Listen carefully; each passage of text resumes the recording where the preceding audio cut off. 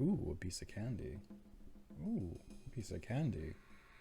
Ooh, a piece of candy. Wait a second, this is insanely good XP.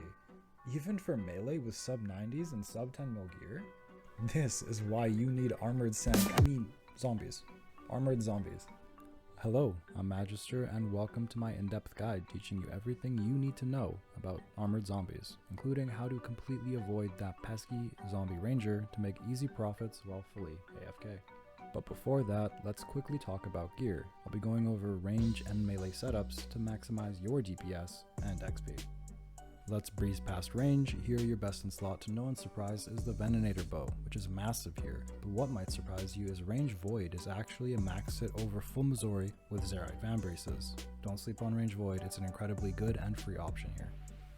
If you're running the Venenator bow, you might also want to consider running the Bone Crusher. On average, it's an additional 2 minutes per prayer dose, increasing your AFK time in exchange for some EXP. I've found when you're in your high 90s, the Venenator bow with the salve can start killing zombies faster than they can spawn, so it can be a worthwhile trade-off when you're maxing your range. Now let's talk some melee. When you're talking about high AFK rates, things like the Soul Reaper Axe, Varroc, NMZ, Slayer always come up. While all of those are great options, all of them are difficult to maintain for long hours and can easily cost you a lot of GP if you look away from your screen for too long.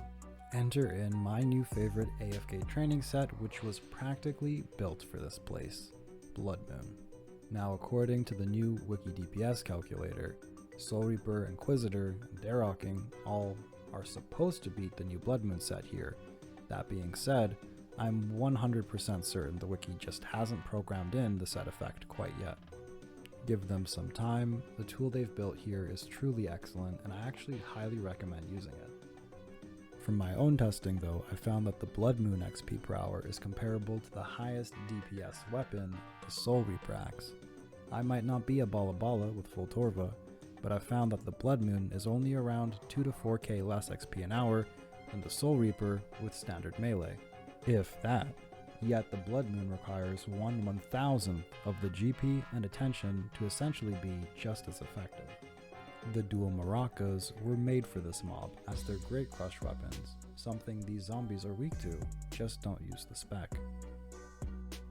Now with all of that out of the way, let's get to what all of you are eager to know. How do we safe spot the rangers? Disclaimer, this guide is intended for those who have completed the quest and are not looking to use the private instance.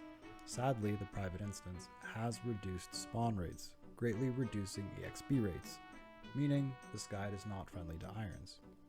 There are a total of 8 ranger zombies in the dungeon, but only 2 spots where it is possible to safe spot the ranger while aggroing the melee zombies.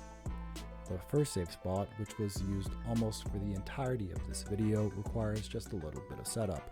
Bring your trusty D-Spear, identify the ranger, which should be the only zombie with the hood, drag that zombie as far southwest as possible, then spear 1 tile south and 1 tile west towards the ladder, or 1 to 2 tiles west towards the ladder.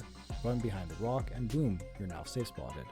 I've marked the tile I recommend standing on and how far you can run north before the zombie ranger will step beside the rock if you're 1 tile east. This area gives you a total of 5 aggroed zombies. While their HP might be lower than Ammonite Crab, having 5 enemies to yourself instead of 3 is massive, leading to 125 bonus HP that you can use as punching bags. The second safe spot requires no setup, but is less effective. Run all the way down to the final chamber of the dungeon, and stand on this tile, southeast of the first torch you see. This will pull 3 armored zombies towards you while staying out of the ranger's aggro. Despite not having as many zombies as the first safe spot, this is instantaneously infinitely better than sand crabs or ammonite crabs just because of the power of the salve. I recommend this safe spot if you're looking to train range or melee from levels 60 to 80, as you won't start killing these zombies before they can spawn till you reach your early 80s depending on gear. Now with the knowledge and power of the dual maracas and salve amulet, head over to Zemo's base and smash some zombies. Thank you for enjoying the video, don't forget to like if you've learned anything new, and subscribe to let me know if you want more videos like this. Enjoy the grind.